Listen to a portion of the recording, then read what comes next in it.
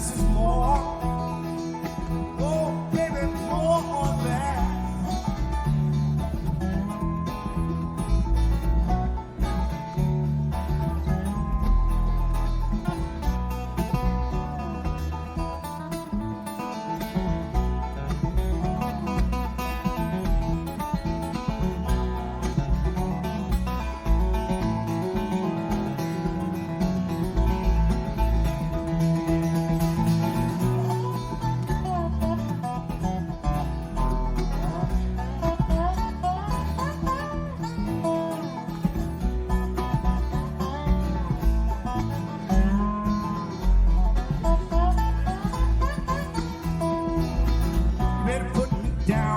Break. Wouldn't want to hurt you back. So you can either be brave or fight. You decide which is right. Till you don't even want to be. Just be real and let me go. Set me free. Let me go.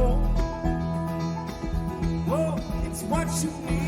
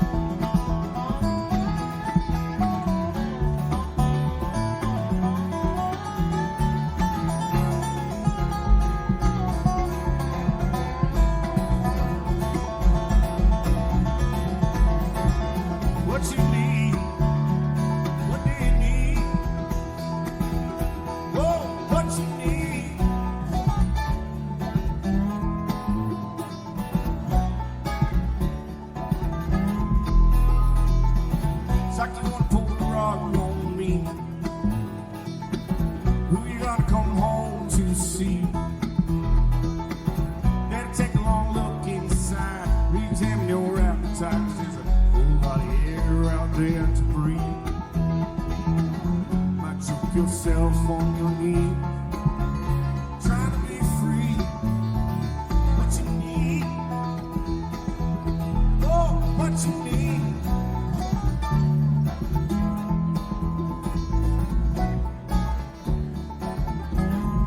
What you need.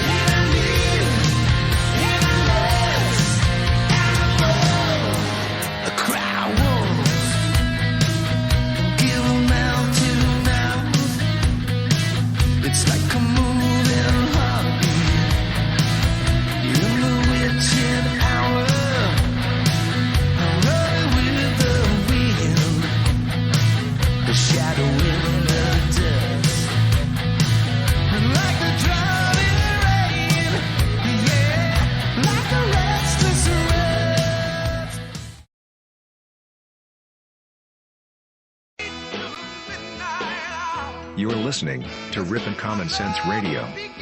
That's right, where we take you well into the midnight hour with our special Art Bell Archives show happening tonight and every night this weekend, starting at 7 p.m. Pacific, 10/9 Central. Tune in as we open up the Art Bell Archives and dive into the lost classics of a vocal treasure. We take a look at those stories and we bring them up to date and we share them with you. We ask for your input and your shout-outs, your call-ins, as we go through the most amazing stories ever told. Tune in tonight and every night as we reinvestigate the Art Bell Archives live. The Art Bell Archive Show. Rip and Rabbit Hole is a community-driven radio. At times the community comments may reveal prejudices and other beliefs that we or our sponsors do not condone. Views or opinions expressed by the community, callers, or guests, are those of the individual speaking and do not represent the views or opinions of this site. Rip'n Common Sense content is intended for mature audiences only. Enjoy. The captain has turned on the seatbelt sign.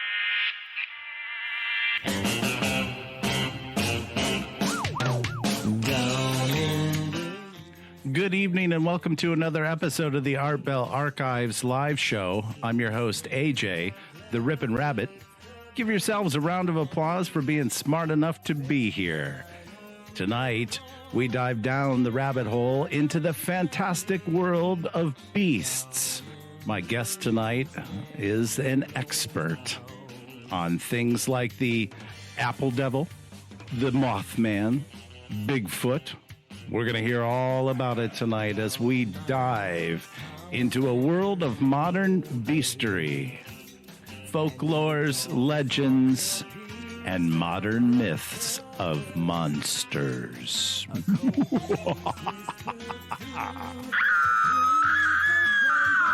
If you're afraid of monsters, beware, because tonight is Fantastic Beasts with Kristen Puckett.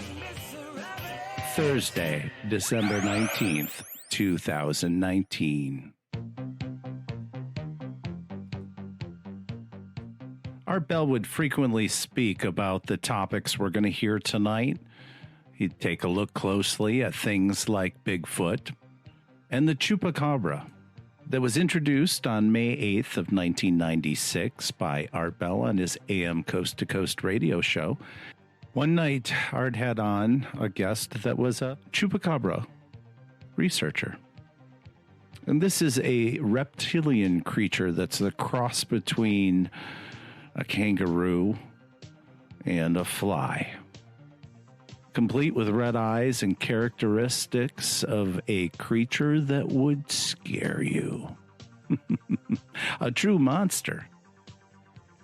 And my guest tonight, Kristen Puckett, is an Appalachian illustrator, folklorist, and author who has studied West Virginia beastery and explored the wonders of these creatures of West Virginia. Kristen has cataloged a beastery of cryptids and paranormal entities, and she's here tonight to speak about it. And we're going to connect with her in just a moment, but first, let's listen to how she describes this project in her work on Kickstarter. There are a lot of places you could go, tons of things you could see, numerous stories you could hear, and mysteries you could discover. But you don't have to go far to find things that are strange and unknown. I want to start somewhere else. Somewhere closer to home. Somewhere that's also just as amazing as anywhere else we could go to. I want to start here in West Virginia. With over 90 creatures from mythology, folklore, and cryptozoology, many mysterious objects and old wives' tales, and with over 150 paranormal entities and haunted places, West Virginia is one of the creepiest places you can be.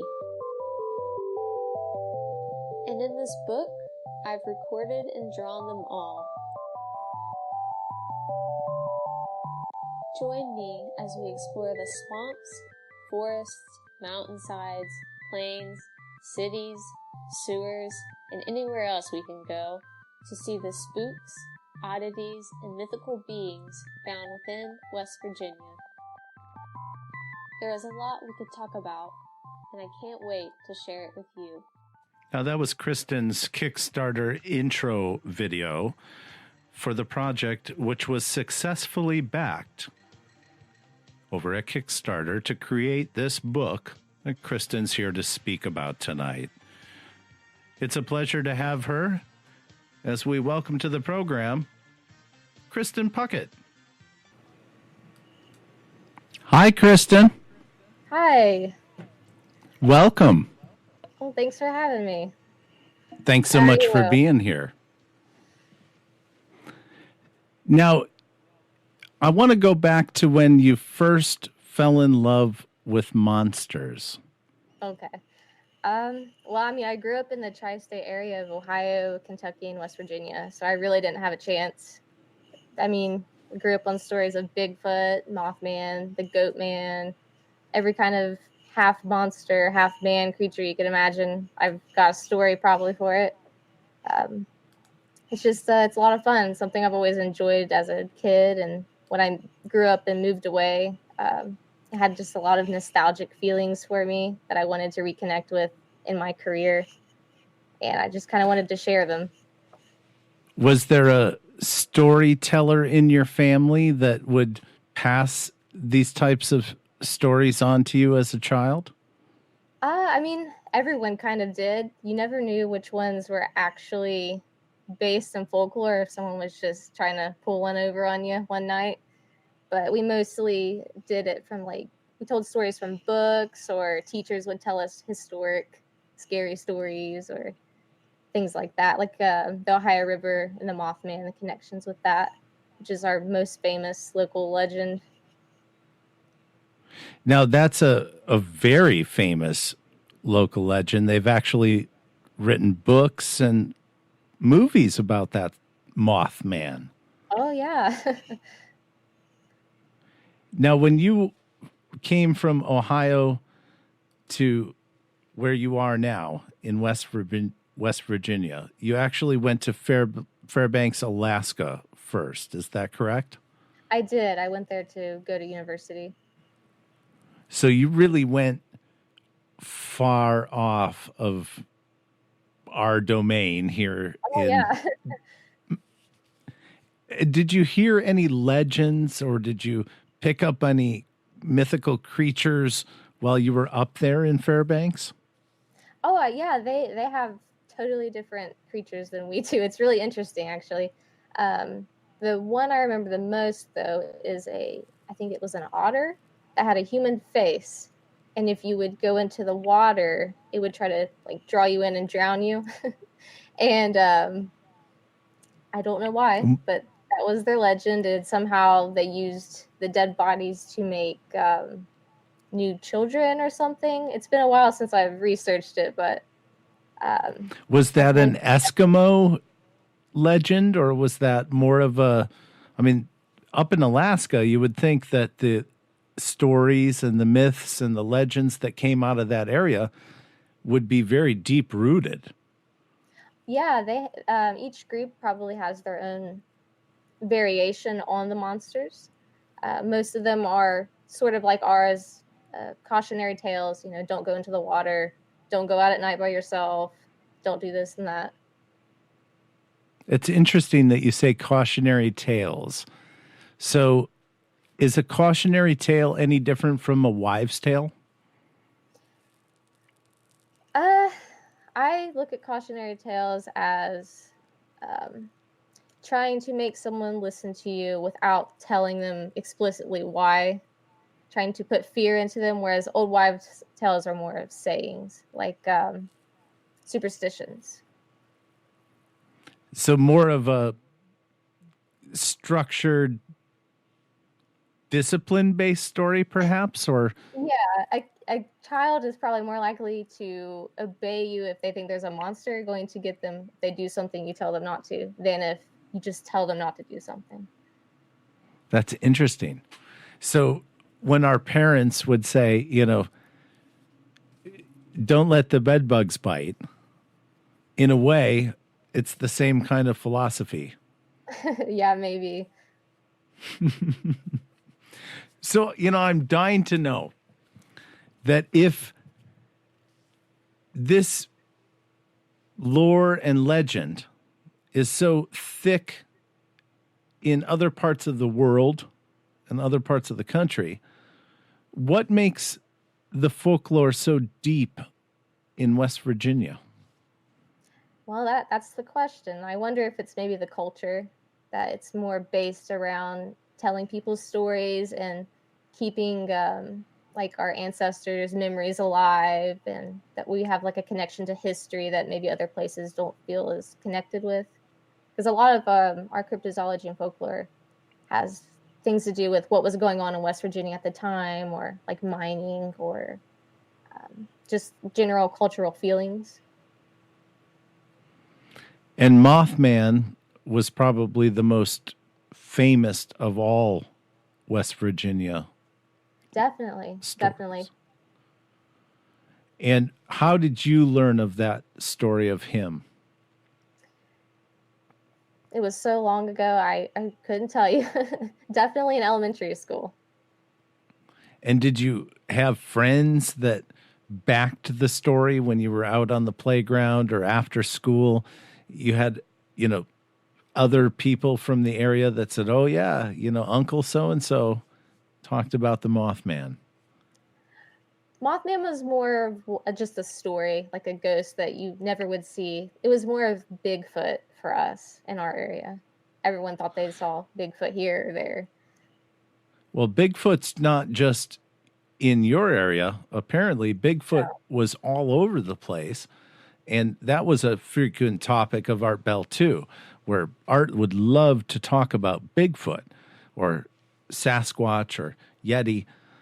And he even had a very famous clip that he would play that was supposedly recorded in Seattle, the actual screech of a Bigfoot. Now, I know you're fairly new to Art Bell, but have you ever heard the actual Sasquatch screech? I don't think so, no. It will send chills down your spine. That's for sure. Now, in your book, which was successfully backed on Kickstarter this summer, and top hats off to you, Kristen. Thank you. It's a huge endeavor to do what you've done. And again, you were overfunded, which means that you were a successful campaign. And in the book, you document over 150 creatures and illustrate each and every one of them, or do you pick and choose? So there are about just under 100 monsters, and I've illustrated every single one of those. Then we have maybe 150 to 170 individual ghost stories. Those, I pick and choose the best ones out of there, because I would be doing this for years if I did every single ghost. It's taken about 3 years to get to this point. To get just to where you are. Yeah. And obviously, as you started cataloging these beasts, you broke them up into extraterrestrials, plants, big feet, halflings, insects. You have a variety of species. Is that the right word? Yeah. That's the difficult part, because some of these can go in like four different categories. And some of them may be really ancient legends. Yes. Like you even go back so far as mythology. Mm-hmm. And some of these are really recent creatures. Yeah, there's always new monsters coming into being. The internet is a great breeding grounds for new monsters, like the Slank, which is kind of like a Slender Man, but a rabbit. And then there's a flying horse Interesting. that supposedly eats your dreams. They all have a terrifying feel to them, or do they? Do some of them have a gentler side? Are you fearful of all of them, or are some of them? Most of them, yes. That's a very important part, it seems, is the fear aspect. But there are some that are supposed to be more helpful, like fae creatures, which they aren't as popular stories anymore. It's kind of more into the superstition category that I've been trying to revive a little bit. They're kind of getting lost to time. But then you have some other ones that are a little bit more whimsical, like a water horse, which is kind of like a Nessie, but it's a catfish and it's very long, like a snake. Ooh, interesting. Like a Loch Ness monster with horse-like features, maybe perhaps even unicornish. Any wings involved in that one? No wings, no legs, just a catfish head and a snake-like body. And they swim around in the lakes and disappear. I love it. Remind me to tell you the Lake Bunny story before we're done tonight. Folks, if you're just joining us, my guest tonight is Kristen Puckett. She is an expert on beasts. And tonight's program, Fantastic Beasts, offer you a chance to make a comment, ask a question. Perhaps if you have a story of a local legend or lore, you can share it with us tonight. You can do that by calling 702-500-1658. The lines are now open. That's 702-500-1658. Kristen, if you were stranded on an island with one of the 150 plus creatures that you've documented, and you could only choose one of those monsters to inhabit that island that you were alone and stranded on, what monster would you choose and why? Definitely the catawampus, which is just a flying cat. It can't kill me. It's cute. We can manage that. Some of the others, now, not so much. It can't kill you, you said. That's very important. Yes, that's very important. But it could harm you? I mean, a cat can harm you, but you can probably overcome a cat. Do you have the ability to trick and perhaps capture, or is it completely defensive mode? For the cat? Yeah. I mean, I guess it depends on how they're feeling that day. Cats are pretty temperamental creatures. If you caught one on a lazy day, but if you feed them and you take care of them, they become your friends. I guess you could try to domesticate them. I assume they'd be a little bit more wild than the ones we have at home. That was the word I was looking for. So you would, how did you pronounce it? A catwampus? Yes. Catawampus. And where did the legend or the lore of a catawampus come from? So I can't remember the exact dates. I'm going to say the 1800s. There was this cat who was very famous, and it had these growths on its side that looked like wings. It was, and I'm not really sure what exactly they were, but it was kind of like a big clump of fur and skin that would hang at the sides, and it looked like it had wings. And then the legend just kind of went from there of all these things used to live in the forest and fly around, but we've bred them into disfigurement, and now this is what we have. And is this based off of any other legend, or do they evolve? Sometimes the legends start off as, a kitten and then evolve to the cat, which eventually, through time becomes a tiger?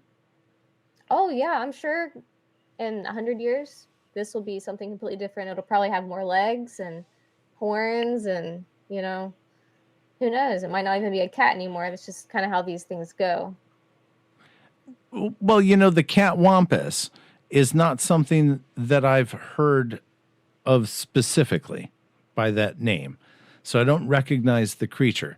But you also document within that list things like the apple devil, yes. which I've heard of. Now, this is a Bigfoot type creature itself, the apple devil? Yes. It's my favorite Bigfoot creature from West Virginia, actually. There was quite a few sightings in the 60s or 70s of these little hairy, stocky men in these orchards or in people's yards that had fruit trees. And they would find cores littered all over the ground, and they'd just catch a brief glimpse of these tiny Bigfoots running away and just vanishing in thin air. Now, when you say tiny, Bigfoot. Tiny Bigfoot. It's kind of redundant. Yeah. Well, they still have big feet, allegedly. Yeah, but they're tiny. Yeah, for a Bigfoot. So they're not the Harry and the Hendersons type Chewbacca creature. Right. We're talking about a smaller creature that really likes apples. Yeah. But not the cores. Yes. So when a legend like this comes out of West Virginia, obviously the Appalachian area is known for its moonshine and white lightning. Is there alcohol-induced stories that come to become lore and legend? Is this something that, somebody with a couple too many glasses of moonshine invents that sticks? Or is there credible evidence that shows that the Apple Devil sightings were legitimately verified, not just by, a caller or hearsay, but some credible evidence, something that suggests, hey, there really is such thing as an Apple Devil? Well, for that one, there was several sightings in the same area that all had the same things happening: broken fences, broken branches, fruit discarded everywhere, half eaten. So something was going on there. Now, was it a Bigfoot? I don't know. People saw a shadow running away. It could have been a multitude of things, but we tend to kind of make things a little bit more fantastical. It's more interesting and enjoyable to talk about. And I think that's a big aspect of it, is every time you tell a story, you tell it a little bit better than before. You add to it, you embellish. And a little bit of the telephone game, too, takes place, where you hear a story, you retell the story, but perhaps it's changed just a little bit. Right. And that's how those legends will grow. And recently in September, you had a huge festival celebrating this type of mythology. The Mothman Festival. And what was the turnout for that? Were you there? Did you go? Yeah, I go every year. It gets bigger and bigger every year. People always come and they'll bring me stories, and then I write them down. I'm like, well, we've got to add this to the book now too. And sometimes you can say, oh, this sounds a lot like this specific creature, so we'll just add to its lore, make it more complete. But yeah, now a creature with it. Like, go ahead. West Virginia is still thriving with coming up with new things or revealing things that maybe they weren't comfortable sharing before, a lot of times with older people. Hidden stories that finally make it to the surface.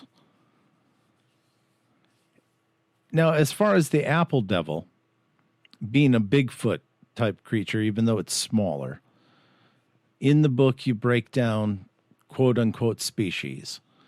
Now, the Apple Devil and the Grafton Monster, these types of creatures would be big feet, but then they would also be considered of this world, because you also have a category for extraterrestrials, which would mean not of this planet.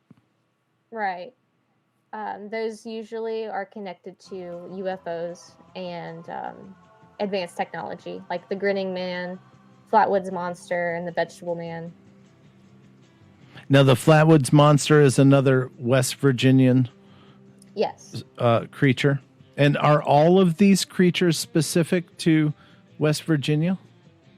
Yes, all of them are. Some might cross boundaries, but in this section I've been working on currently with 100 or so are all specific to West Virginia, or at least a portion of the fascinating. Methods.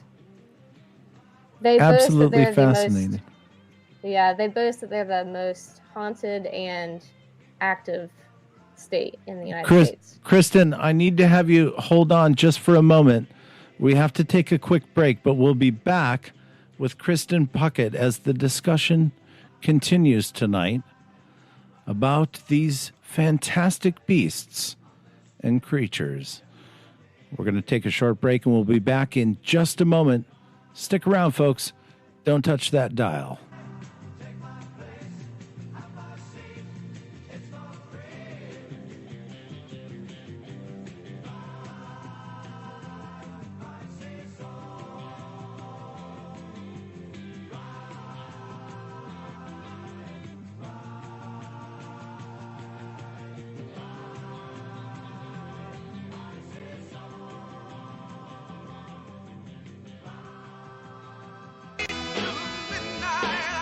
You're listening to Rip Common Sense Radio. That's right, where we take you well into the midnight hour with our special Art Bell Archives show happening tonight and every night this weekend, starting at 7 p.m. Pacific, 10/9 Central. Tune in as we open up the Art Bell Archives and dive into the lost classics of a vocal treasure. We take a look at those stories and we bring them up to date and we share them with you. We ask for your input and your shout outs, your call-ins as we go through the most amazing stories ever told. Tune in tonight and every night as we reinvestigate the Art Bell Archives live. The Art Bell Archive Show, 7 p.m. Pacific, 10/9 Central, ripandcommonsense.com. Last week, we gave away 2 Heron Elite origami lamps designed by Robert Lang. And we are going to do another Heron Elite giveaway over the holidays. However, this particular item is not the origami lamp. We're going to have more details on that tomorrow night, Friday, December 20th. Starting at 7 p.m. Pacific, 10/9 Central, we're going to explore the rabbit hole of deep space, a follow-up to some earlier programs we've done on the mission OSIRIS-REx and Planet 9. Tomorrow night, our guest is special guest John S. Lewis, who's the author of Mining the Sky, Untold Riches from the Asteroids, Comets, and Planets. He's going to be here tomorrow night. He's also the president of Deep Space Industries, so there is no one finer to speak to us tomorrow night and hopefully answer some of the questions we had in our last broadcast about bringing samples back from Bennu, the asteroid of outer space. I know we had your thoughts, but tomorrow night, we're going to hear a NASA scientist, an expert in the field, will join us to talk about our concerns tomorrow night, starting at 7 p.m. Pacific, 10/9 Central, with Dr. John S. Lewis. And then Saturday night, we're going to get into a very strange tale of the Atacama skeleton, which is a tiny skeleton under 6 inches. Some say perhaps an extraterrestrial skeleton. It's a wild rabbit hole we're going to dive down Saturday, December 21st, again starting at 7 p.m. Pacific, 10/9 Central, and Sunday night, We welcome back to the program Moneybags 73 with a special Mandela Movements episode. He tells me we're going to talk about moving geography, changes in the Mandela effect to our actual continents on this planet, as well as our own body. That's right. My mind is blown every time he's on the program. So join us Sunday night, December 22nd, starting at 7 p.m. Pacific, 10/9 Central, right here on Ripon Common Sense Radio at ripponrabbithole.com, or follow us on YouTube. Get our live notifications, Ripon Rabbit Hole on YouTube. We're going to get back to my special guest of this evening. If you're just joining us, she's artist and author Kristen Puckett. She wrote the book Beastry of America, Cryptozoology, Mythology, and Paranormal Entities, as we continue to explore the world of fantastic beasts with Kristen Puckett. And we'll be getting back with her in just a moment. If you'd like to speak with Kristen, you can do so by calling 702-500-1658.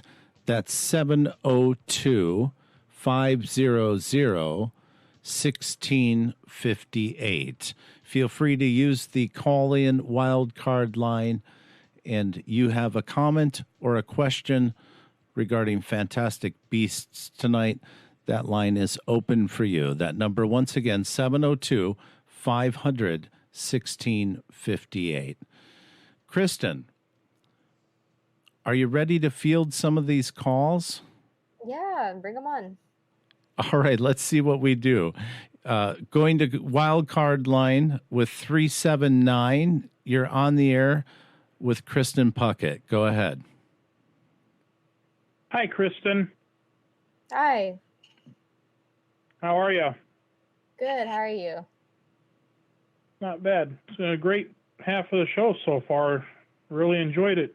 My question for you is, you're an Appalachian.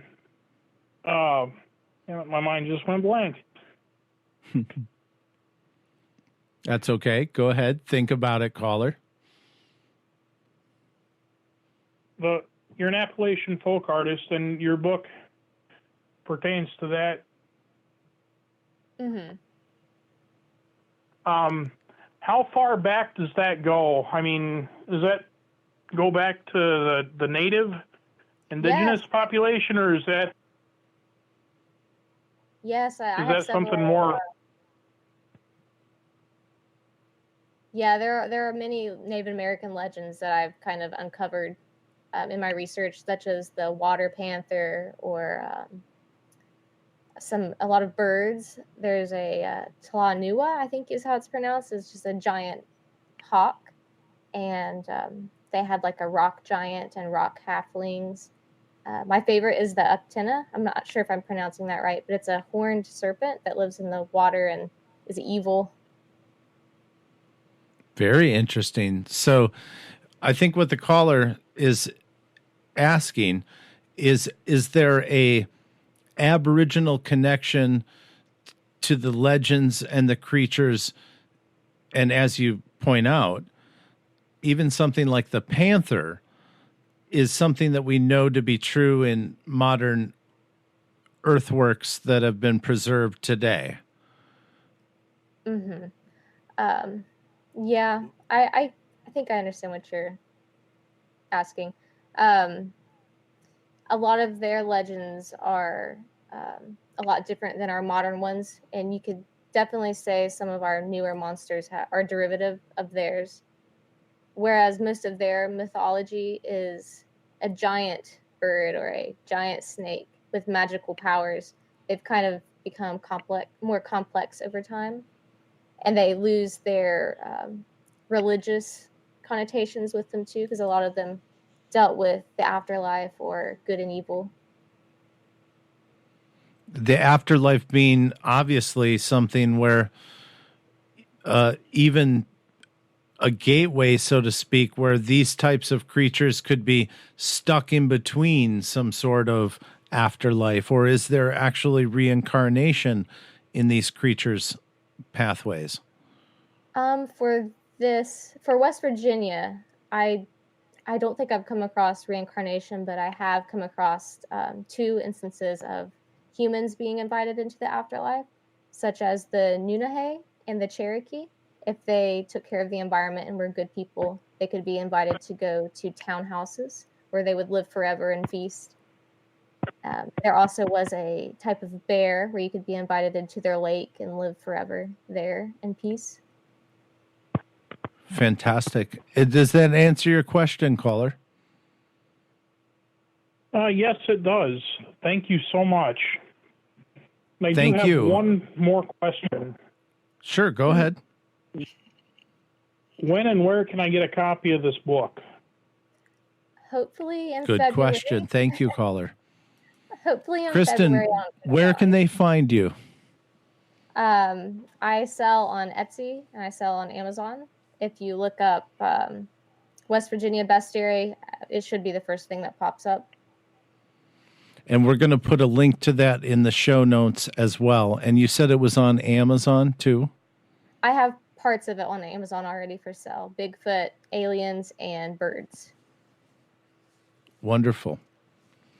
We'll go to another caller, 289 on the phone with Kristen Puckett. Go ahead, caller. You're on the air.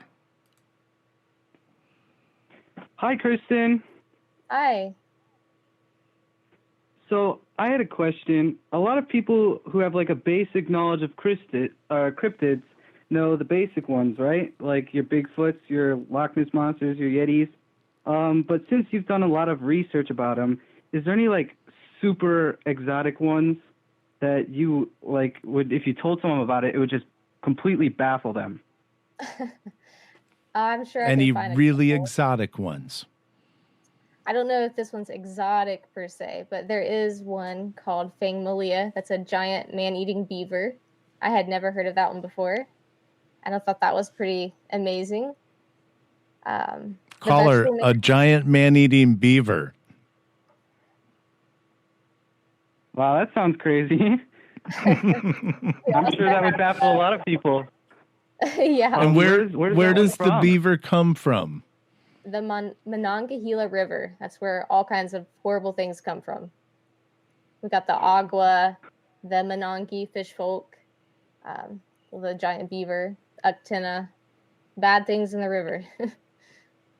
Bad things in the river. This is almost spooky in a way when you think that, you know, there is some basis, especially with sightings of certain types of creatures like the Loch Ness or Bigfoot. There are credible sightings on record, documented sightings.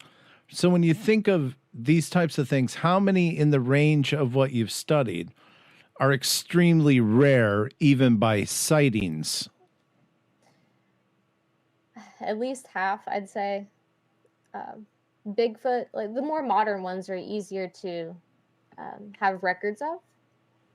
But when you go to things like Native American mythology, you don't have sightings with that. You just have these stories that are passed down that you have to just take at face value. Whereas where you have Bigfoot, you can see this person reported this type of Bigfoot here at this time. Interesting. Caller, does that answer your question? Yes, that does. Thank you so much. That was pretty baffling, yeah. Thank you. Thank you. It's fascinating to me that, like you say, those stories in the Aboriginal times, the sightings are the stories. Whereas today we have Facebook and Twitter and all these YouTube multimedia moments where something could be captured and then shared instantly amongst millions of people. Did these stories spread more so today than they did in say even 100 years ago? I think that maybe our older stories, they're more impactful. They have a lot more to them. Some of the things we come up with now are kind of vapid. We come up with them really fast and they might spread like wildfire, but then they're gone in a month. We have a Flapjack Clark in our YouTube audience tonight that asks, Kristen, which is your favorite to draw? I love drawing the reptiles. All the little tiny scales is really, really therapeutic to draw. My favorite that I've done so far is probably the Cumberland dragon. It's this kind of giant lizard that only has 2 legs. And he was seen when Europeans were exploring the Cumberland Mountains. And he spit acid on them, and the natives told them that they had to wash it off in the river or their arm would be gone. Just acided away. Yep. Yep. Now, when you sit down to draw a character, what's the amount of time you will allot? Or is it just dependent on when you feel like your pen is finished? Well, it takes as much time as I think it needs to. I try to look at every eyewitness account or story and compile which characteristics it should have and put as many in there as I can to try to give you the full picture of what we're dealing with. When you're reading it, I want you to be able to see what we're talking about, because sometimes the descriptions are so long, you get lost in all these characteristics. So once I get the list built out, I look at creatures that are from the area, local, and try to pick one that kind of matches their temperament or what kind of creature they are exactly. And then we just do the best we can. And you really put a lot of time into each photo. In fact, on the link that we'll share in the show notes on the Kickstarter page, you share some of the actual detailed pages, like, for instance, the halfling. And you really didn't just draw the character. You added your own artistic sense to the page, where you wrote facts and you wrote bits of the story included around the actual creature. That's top hats off to you, Kristen. You really did a phenomenal job here. Thank you. I like it to feel like we're traveling and learning together. And when you look at this one, that's the green kind of a toad, and I can't read the lettering, the Cumberland dragon. Did I say that right? Yeah. Now this is, I mean, by an artist rendition, this is a toad with a tadpole's tail. It could be, yeah. This I considered a dragon type or a reptile, which there's even more subclasses of that I've tried to come up with. There's no strict rules to these things, so you just make it up as you go. But it has reptile features, and it does not go in the water. So it's like a dry, toadish creature, I suppose. Now, did you reference any kind of images? Were you able on this particular one to come across, or any of them for that matter, were you able to reference some sort of imagery based on legendary stories that somebody hand drew of these creatures, or of eyewitness depictions? How did you come across with, the idea of exactly what this kind of dragon looks like? Well, luckily for this one, it was reported in a newspaper, with a lot of descriptions. It told how many toes it had, how long its tongue was, what the color of its eyes were, what its mountainous spine was. So I just had to try to follow their lead on that, and then add that to a more realistic image of what maybe it would look like in real life if it did exist.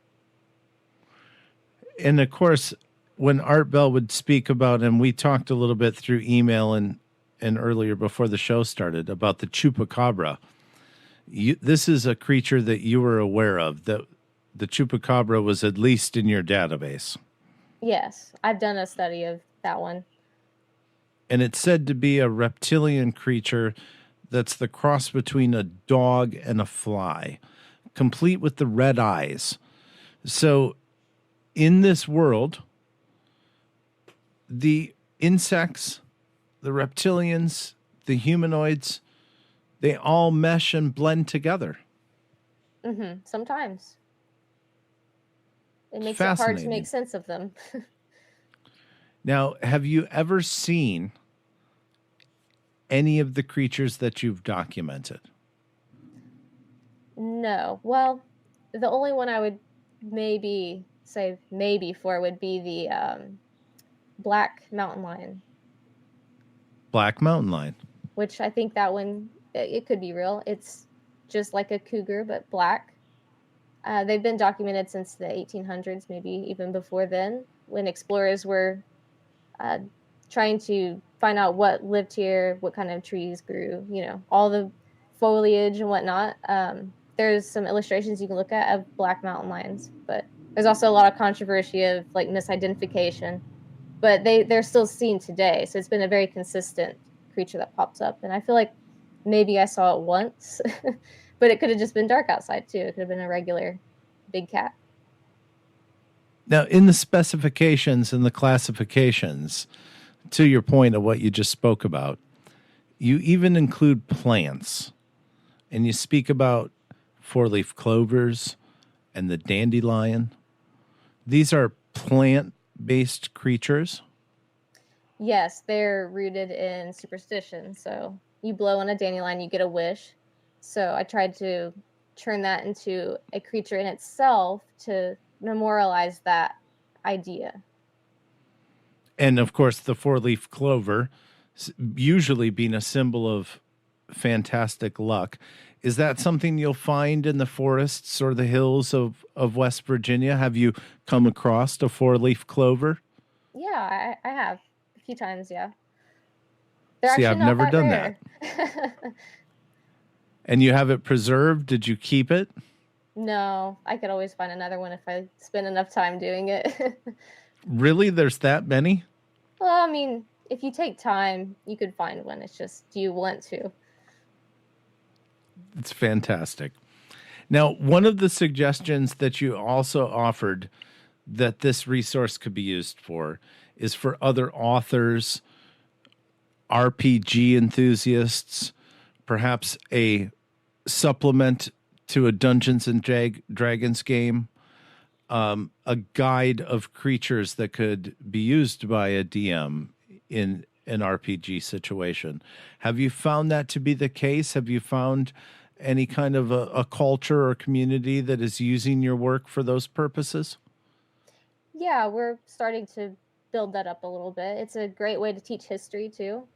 And I run Dungeons and Dragons games all the time, and I always throw them in there because they don't know what they are, so it's a little bit more surprising and dangerous.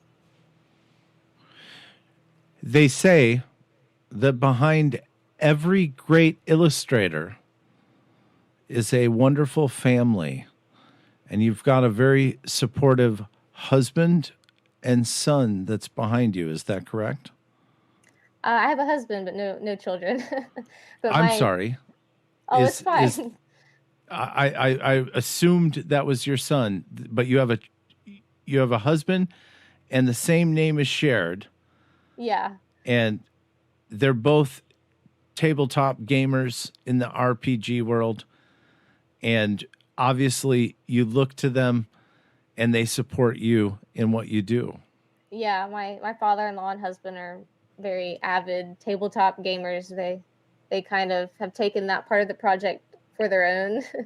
And of course my family has been very supportive and helping me find these stories as well.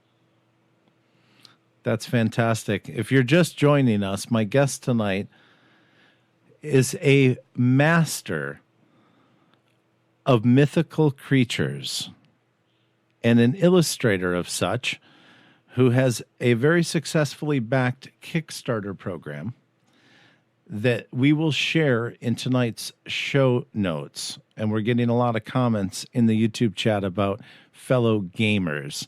And one person asks, do you do requests, Kristen? Can somebody draw? Can they request you to draw one of those characters individually? Is that something that you do through Etsy? And if so, can you talk about the outlet to where people can find you for those requests? I do commissions on Etsy. It's just right now where I'm trying to finish the publishing aspect. I don't do it at this moment, but if you contact me in February, I'd love to do whatever you would like to see done. I do all kinds of custom monsters and characters, and it's always a lot of fun. Now, you have obviously a lot of work yet ahead of you, but the Kickstarter was successful. It was over and beyond your goal. And is that over now as far as like they can't back anymore on Kickstarter? Right. But the book will be out to the public. It'll just have a different cover. So it's just a second edition version. But Perfect. Everyone will get a chance to read all about West Virginia's crazy monsters. And you have a Wix site, which we're also going to put in the show notes as well. And they're asking, will you sign the illustration? Yeah, I can do that. There you go. So those of you in the YouTube world, make sure you come back to the on-demand repost and check out the links in the show tonight. And I'll make sure to include those for you. And if you've got a special request for Kristen, she not only will facilitate it, but it will be signed as well. What a lot of fun. I think, where do you see yourself 10 years from now? Where is Kristen Puckett? Are you the next author of a Harry Potter type story, or are you the next creator of a major epic game like Dungeons and Dragons? I don't know about that. I'd hope to be more states done as far as the series. I kind of like to pretend to be an explorer or a naturalist that's taking these things and documenting them, sort of like a character, like studying these creatures and things that might exist, they might not. How often do you come across new things that you've never heard of? Is that something that happens often, or? You'd be surprised. I thought I had gotten every West Virginia monster you could imagine, and then 2 months ago, someone's like, "Oh, you forgot this one." So who knows when they'll So be you done. constantly get suggestions of what to add to the list. All the time. But it's mostly other states now. And sometimes you're not sure if someone's just trying to get their idea in or not, but it's not my... I don't ever ask if they're real or not. I'm just here to tell the stories. It's not for ridicule or question. And the stories that you've told are stories that you've heard. Right. And you have a wonderful talent for depicting these resources and these creatures. Well, and thank you. I'm fascinated by your style of art. And I, again, top hats off to you. And I wish you continued success. And I want you to keep on going. And perhaps you'll be back again to tell us about new creatures that you've discovered. Yeah, maybe it'll be Ohio next time. And perhaps maybe you'll actually have seen something like the Apple Devil, or perhaps even a core. I'll keep my eye out for it, but no promises. Now, one quick question, because I'm a little bit of a light heart or lightfoot when it comes to this stuff. I'm not in love with monsters, Kristen. I'm the one that will run the other way. I'm usually frightened by just the stories and the tales of these types of creatures alone. But what is one creature that a soft heart like me could really embrace? Like, what's my my spirit creature? Well, let me try to find one that's not too scary, because, I mean, we wouldn't want to do Corpse Walker. That is like a Wendigo. That would be your worst nightmare. There is a bird that has no eyes, and he can't do anything. He's just kind of a useless animal. So he won't peck out my eyes. That. No, I could deal with that one. And what's that one called? That one's the proboscis bird. It is a flightless vulture that smells really bad. Well, I think I could deal with that. Yeah, that's low level scary. Again, I give you so much credit for being able to sleep at night. Because if I had to put my pencil to the paper and do what you do, I don't think I would sleep at night. I'm not going to sleep tonight, Kristen. You've already got me scared. With over 150 documented and illustrated creatures, Kristen Puckett and her successful Kickstarter campaign will be in the show notes listed below. And you'll want to stay in contact and follow her on all her social media platforms. Are you on Instagram? Do you put your latest drawings out anywhere? I do Instagram and Facebook, though I'm more consistent with Instagram. It's just easier to post your pictures there. And your Instagram account? It is Egertron Puck, EGERTRONPUCK. Wonderful. Well, Kristen, it's been an absolute pleasure having you here this evening, and I welcome you back anytime you want to come back and talk about this type of content. You're more than welcome to do so. It's been great talking about it, and I've enjoyed it, and thank you. Likewise. Thank you so much. My guest tonight, a fantastic and phenomenal discussion about fantastic beasts. And if you missed the program tonight or you got here late, you can check it out on demand at ripinrabbithole.com. That's RIPON rabbithole.com. Make sure you join us again tomorrow night as we explore deep space with Dr. John S. Lewis. One more time, Kristen, thanks so much for being here. Yeah, thanks for having me. Thank you.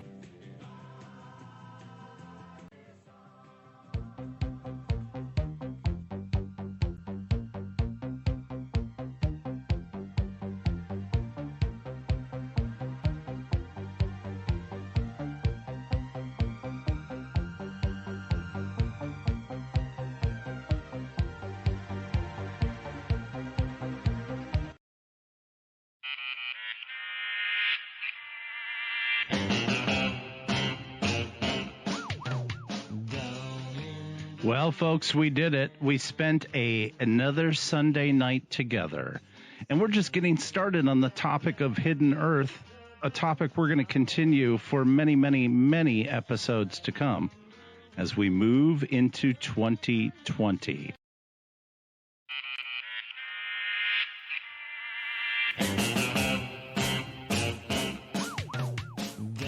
We did it. We spent another Thursday night together. Let's do it again. Tomorrow night, we'll be back at 7 p.m. Pacific, 10/9 Central, with an all-new episode and special guest, Dr. John S. Lewis. You won't want to miss that show, folks. He's an expert on deep space. In fact, he's the president of Deep Space Industries. So what better night and what better guest to explore the depths of space than tomorrow night, right here at ripinrabbithole.com. Make sure you subscribe to our mailing list. We'll send you up our updated schedule weekly now. We sent out our first schedule update this week, and we're going to do that for anybody who's subscribed to the mailing list over at rippandrabbithole.com. We'll send that out every Wednesday. Now, coming up is our yearly New Year's Eve special. Like we told you about last week, we're asking for your predictions. In the spirit and honor of Art Bell, we're going to host our traditional annual yearly New Year's Eve prediction show. And here's how you can do that. You can send us a 30-second message at the bottom of every page of rippandrabbithole.com. There's a little red microphone down there. Just click and press and record up to a 30-second message of your New Year's prediction for the year 2020. Then next year, just like Art Bell, we'll go through that list of predictions. We'll give them either a ding or a bonk. It's going to be a lot of fun New Year's Eve. So send in your shout-outs, or you can send an email to rippandrabbithole@gmail.com. We'll be reading those predictions on air and playing your shout-outs as well. So make sure you do that. To wherever you are, good evening, good morning, or good day. I'm your host, AJ, the Rippin' Rabbit. Take care of yourself and each other. Good night.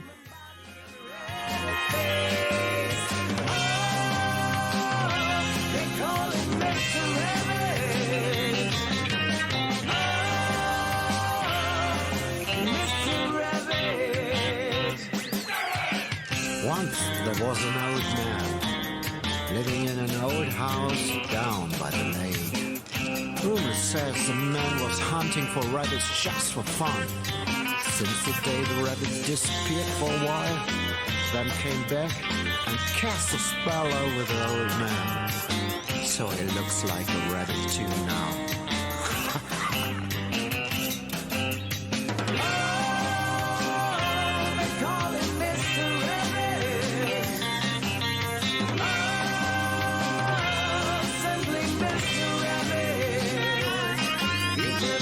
Such a creature like this, a human body and a rabbit face.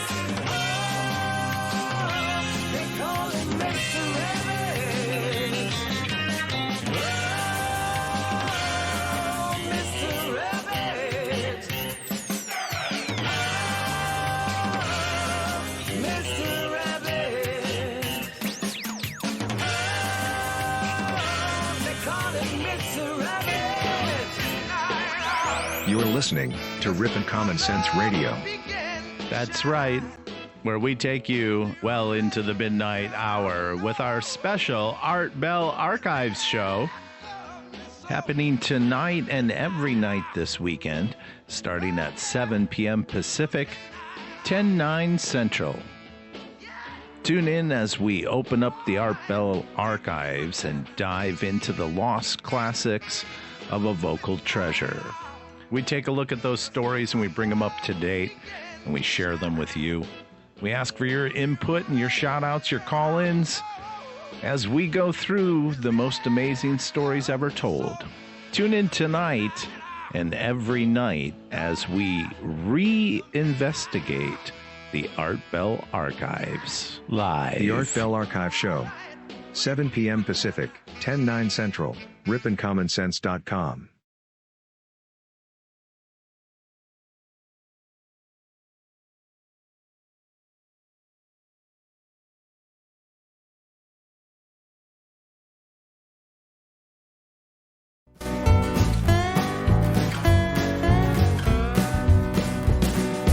Absolute beginners came to Georgetown. They were wearing Harris tweed and pork pie. Just another reminder, folks, we'll be back here tomorrow night, Friday, December 20th, with our Deep Space episode with Dr. John S. Lewis. You're going to want to be here for that. It'll be a fantastic evening, exploring answers to the questions we asked in last week's episodes regarding the OSIRIS-REx mission, and the week before in Planet 9.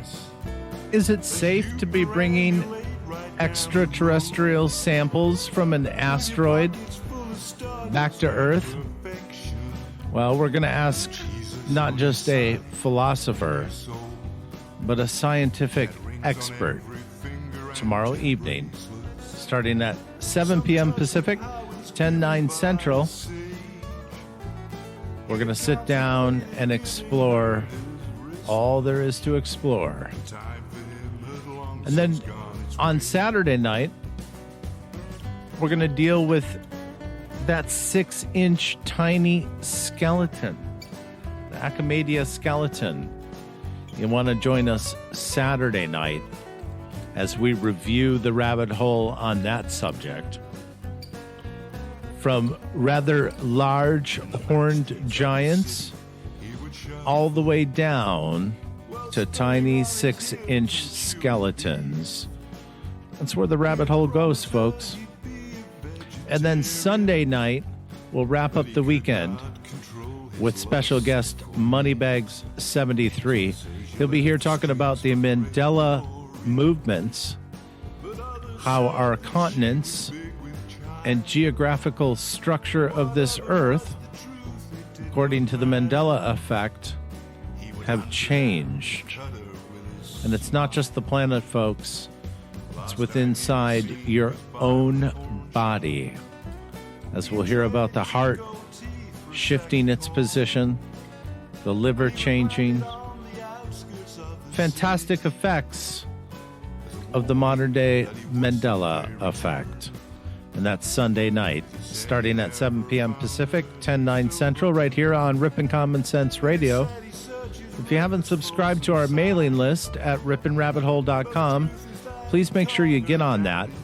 We send out our updated schedules every Wednesday night. You'll get the exclusive first look of that week's schedule right in your email box. Make sure you do that and subscribe to us on YouTube.